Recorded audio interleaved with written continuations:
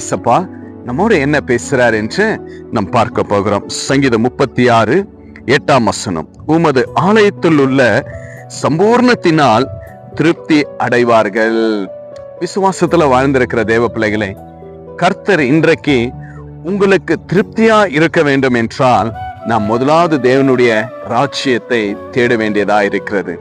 நம்முடைய அநேக ப்ராப்ளங்களை அநேகருக்கு சொல்லி ஒரு தனிமையான ஒரு இடத்துல உக்காந்து யாருமே இல்லாத இடத்துல அழுது கொண்டு அநேக உலகத்துடைய காரியங்கள்ல நம்ம அந்த தனிமையில நம்முடைய வேதனைகளை நம்ம சொல்லுகிறோம். எனக்கு அன்பான தேவ பிள்ளைகளே, அது எல்லாமே நமக்கு ஒரு ஆறுதலை கொடுக்காது, ஒரு அன்பை கொடுக்காது. ஆனா ஆண்டவருடைய வார்த்தை இப்படியாய் சொல்லப்பட்டிருக்கிறது, உம்முடைய ஆலயத்திற்குள்ள சம்பூர்ணமான ஆசீர்வாதத்தை நீர் வைத்திருக்கிறீர் என்று இந்த நேரத்துல கர்த்தர் நம்மோடு பேசுகிற தேவனாய் காணப்படுகிறார். எனக்கு அன்பான தேவ பிள்ளைகளே, அண்ணால் பாருங்க, அவங்க அங்கேயும் இங்கேயும் எங்கேயும் போகல. அவங்க போனது எல்லாமே கர்த்தருடைய சமூகத்தை, அவருடைய ஆலயத்தை நோக்கி பார்த்து தன்னுடைய வேதனை, துக்கம், கண்ணீர், போராட்டம், அவங்களுக்கு எது தேவையா இருந்ததோ அதை போய் கர்த்தருடைய சமூகத்துல வைத்தாங்க. ஆண்டவர் அந்த ஜெபத்தை கேட்டார். அந்த கர்ப்பத்தின் கனியை கர்த்தர் ஆசீர்வதித்தார்.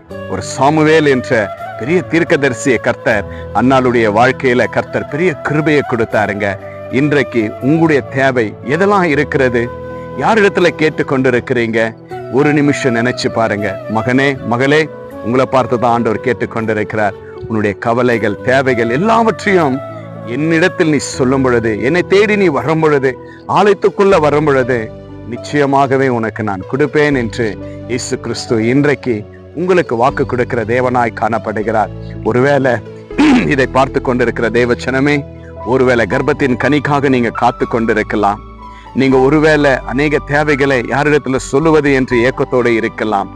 ஆண்டவர் இன்றைக்கு சொல்றார், மகனே கலங்காதே, மகளே அழாதே, அன்னாளுக்கு கொடுத்த தேவன் நான் உன்னோடு இருக்கிறேன், உன் கர்ப்பத்தின் கனியை நான் ஆசீர்வதிப்பேன் என்று கர்த்தர் இன்றைக்கு வாக்கு கொடுத்திருக்கிற தேவனாய் காணப்படுகிறார். நிச்சயமாகவே ஆண்டவரை தேடுங்க, சபைக்கு போங்க, கர்த்தருடைய நாமத்தை மகிமைப்படுத்துங்க. கர்த்தர் உங்களுடைய குறைகள் எல்லாவற்றையும் இயேசு கிறிஸ்து நிறைவேற்றி ஆசீர்வதிக்கிற தேவனாய் காணப்படுகிறார். சபைக்கு போங்க, தயவு செய்து. கர்த்தர் உங்களை எதிர்நோக்கி பார்த்து கொண்டிருக்கிற தேவனாய் இருக்கிறார். அந்த அன்பான ஐக்கியத்தை கர்த்தர் பார்க்கிற தேவனாய் இருக்கிறார்.